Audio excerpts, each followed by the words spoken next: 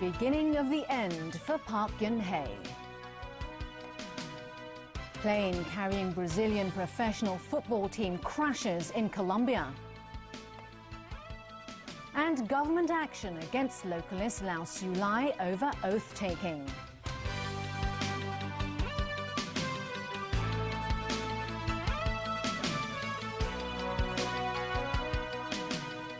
Hello and a very good evening. South Korean President Park Geun-hye has offered to resign over a growing political scandal involving her close friend and confidant. But there's a catch. Her resignation would be conditional on Parliament arranging the details, which her opponents say is a ploy designed to avoid impeachment.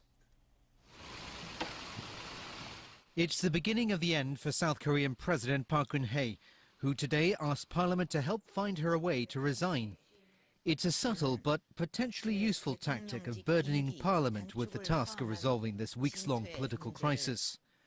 For weeks, the president has been under immense pressure to quit over the fallout from a scandal involving her close friend Choi Soon-sil. It's a scandal that not only involves her friend and presidential aides, but also the president herself.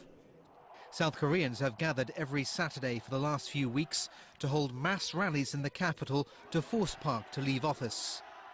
Park has twice apologized for the scandal, saying she is heartbroken and full of remorse. But up till today, she has refused to face resignation. 제 대통령직 임기 단축을 포함한 But in today's address to the nation, Park said she would resign once lawmakers come up with measures to transfer power in a way that minimizes any power vacuum and prevents chaos. Many who watched Park's televised address today agreed it was time for her to go. Following the public request for resignation, the president seems to have followed the call from the public, said this man. But the opposition isn't satisfied by Park's gesture. They called her conditional resignation offer a stalling tactic.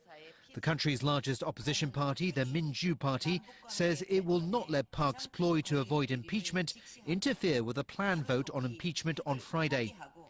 Park has continued to deny accusations by prosecutors that she colluded in the criminal activities of Choi. Some analysts think Park's conditional resignation offer may further fan the anger of her critics because her continued denial of any wrongdoing over the scandal. Despite having no official role in government, Park's friend Choi is alleged to have had a say in policy decisions and exploited her presidential ties to bully companies into giving money to businesses and foundations that Choi controlled. 75 people are dead in a plane crash in central Colombia. The ill-fated flight was carrying members of a Brazilian First Division football team. Officials say 6 people survived. James Aitken with the latest. The plane was traveling from Santa Cruz, Bolivia to the city of Medellin in north-central Colombia. It was on approach to the international airport at about 10 p.m. when the crew declared an emergency due to an electrical failure. The British Aerospace 146 short-haul plane went down in a mountainous area outside the city. The Brazilian football team Chapecoense was among 72 passengers and 9 crew on board. The mayor of a nearby town says the crash site is hard to access and heavy rain is making access even more challenging. Officials say the plane had made 2 passes before attempting the landing. Survivors were transported to hospitals nearby. One of them, a female flight attendant, is said to be in stable condition. Reports say 3 football players also survived. The team had been heading to Colombia to compete in the final of a regional tournament. The South American Football Federation has suspended all games and other activities. The team had been scheduled to play tomorrow. James Aitken, TVB News. Here in Hong Kong, the government wants to take legal action against localist lawmaker Lau Siu-lai as part of the oath-taking saga. It's understood that the Department of Justice may apply for a judicial review challenging the validity of Lau's oath. The interpretation of the Basic Law Article 104 bring the whole thing to a much clearer picture. And I think if the government would like to initiate proceedings, then they need to base on the law and the interpretation of basic law. Any of those, oath-taking problems, the court should resolve the issue.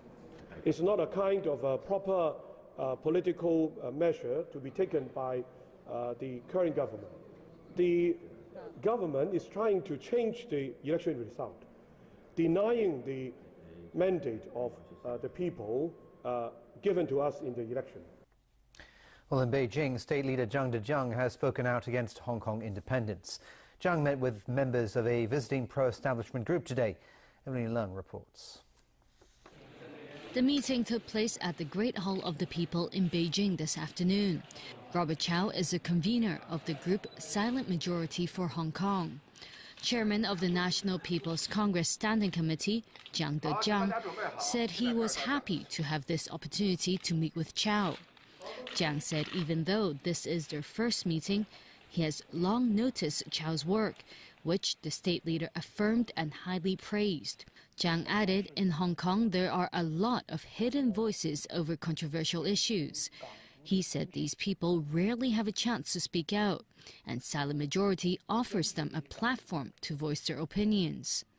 Zhang said they simply want a law-abiding and stable society. On Beijing's recent interpretation of the Basic Law over oath-taking, he said the move has the same legal binding powers as the Basic Law, and it should be respected by Hong Kong people. He added the interpretation represents Beijing's determination to safeguard one country, two systems. Zhang also railed against Hong Kong independence, saying it damages the country and its people. He stressed the need to tackle the issue, otherwise the people of Hong Kong will lose out. Zhang added that even though there are only a small number of people calling for Hong Kong independence, these calls cannot be taken lightly. After the meeting, Chow said the state leader explained to them that the interpretation of the Basic Law on oath-taking is an important part of the rule of law. He added Beijing has a deep understanding of the situation here in Hong Kong, and its support for the city won't waver despite calls for independence. Evelyn Leung, TVB News. Many non-establishment lawmakers today boycotted a LegCo group photo event and a reception attended by the chief executive. Leung Chun-ying, for his part, insists he wants to build stronger ties with the legislature. Winner Wong has more. It's the first Legislative Council photo event since the new term started in October. It was boycotted by many non-establishment lawmakers, such as localists Lau Siu-lai, Eddie Chu, and Chen Chong-tai. In a reception afterwards that Chief Executive Leung Chun-ying attended, nearly all non-establishment lawmakers were absent. Asked about the issue earlier in the day, before an Executive Council meeting, Leung said the government attaches great importance to maintaining good communication with LegCo members. On the reaction of certain lawmakers and their parties, he said it was not up to him to decide for them what to do. As for opposition lawmakers who did choose to attend, Leung Kwok-hung of the League of Social Democrats later explained his prop was a wet branch, comparing the chief executive to a useless stick that cannot burn. He said during the reception he was not able to get close to the CE as 6 security guards had blocked him off, while pro-establishment lawmakers got to stand by him. The lawmaker accused Leung Chun-ying of acting like a king, saying he's only meant to be a visitor at LegCo and is only willing to listen to those who comply with him. Leung Kwok-hung also slammed LegCo President Andrew Leung for allowing the CE to act this way, and said the previous president, Zhang Yuk-sing, would never have let this happen. This isn't the first time non-establishment lawmakers have boycotted the reception. It happened in 2013 and 2015. Winner Wang, TVB News. Less than 4 months to go before the chief executive election, and Leung Chun-ying today remained tight-lipped on whether he'll seek another term. But for now, John Tsang's meeting with a top Beijing official yesterday is further fueling speculation he may enter the race. Elmi Leung has that story. The financial secretary's regular exchange with mainland officials on financial and monetary policies is now overshadowed by the possibility of him running for chief executive, especially after yesterday's meeting with Wang Guangya, director of the State Council's Hong Kong and Macau Affairs Office. Today, John Tsang insisted it was a routine gathering. We talked about some of the things that we've done in the past year, some of the policies, and we also look forward to and we had exchanges on a number of issues that we consider important. Tsang made clear the CE election was not on the agenda. He would only say vying for the top job is not a personal matter, but declined to elaborate further. Here in Hong Kong, before an Executive Council meeting this morning, the CE refused to comment on rumours of senior officials leaving his administration to join the chief executive race. Leung dismissed such claims as speculative. As for his own re-election bid, no news today, he said. Elmi Long, TVB News. And still ahead in the news tonight. 2 people fined for cooking a dead cat. Car knife attack on university campus in Ohio. And the tiger on the comeback trail.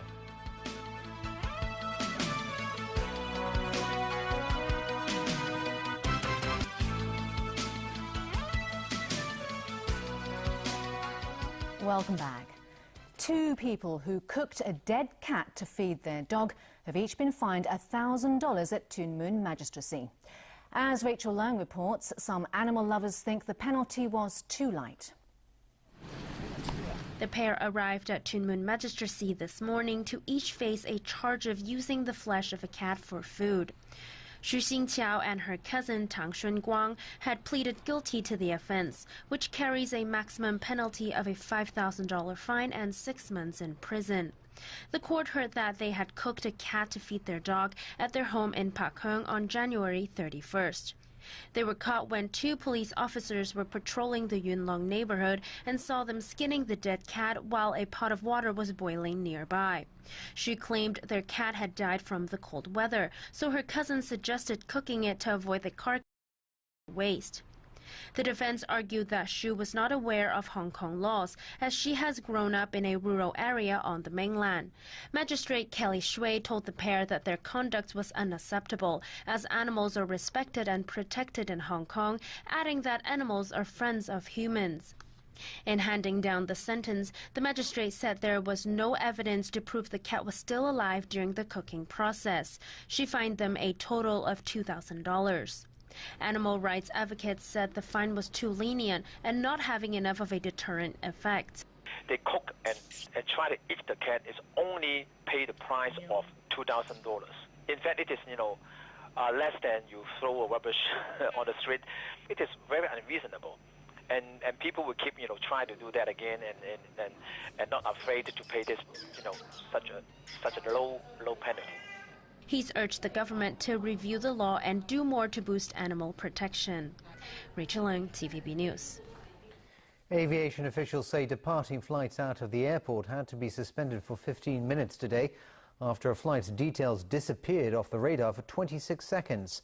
Once again, they stressed passenger safety was never compromised, despite the latest glitch on the new air traffic control system. We have actually put on hold the departure flight for 15 minutes. This is part of the procedures to ensure flight safety. And as I say, the system itself have many layers of standby. And actually today, we haven't actually activated the standby system.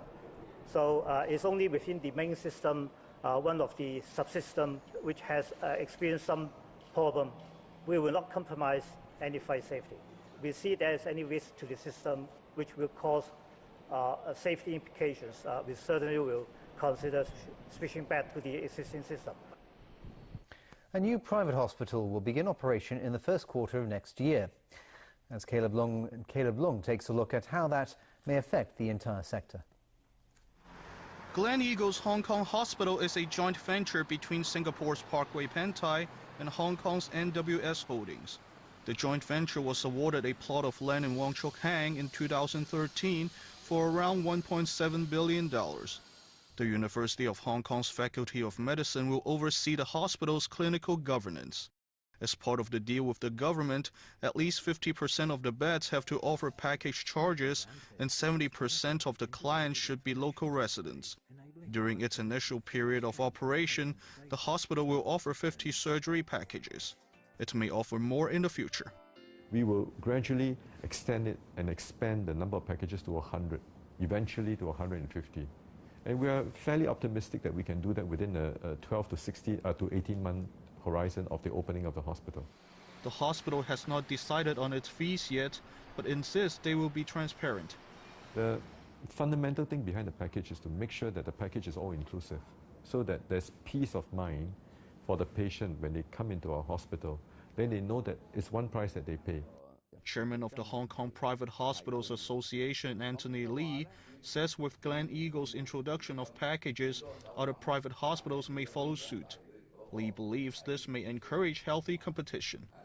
Lee also said the opening of a new hospital puts pressure on other private hospitals when it comes to manpower.